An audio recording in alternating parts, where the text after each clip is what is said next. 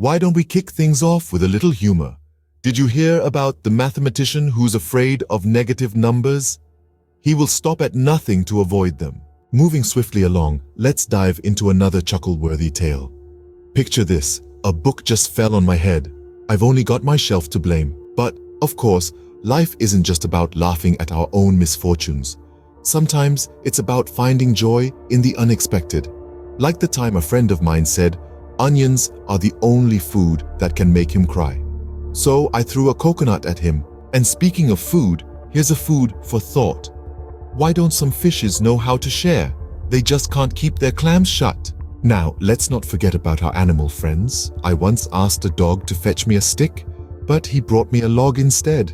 I guess he just couldn't resist the opportunity to bark up the wrong tree.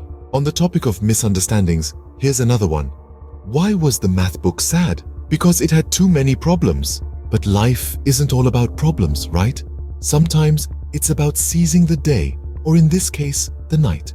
Like the time I stayed up all night to see where the sun went. Then it dawned on me. And while we're on the subject of realizations, here's a fun fact. Did you know that the first French fries weren't actually cooked in France?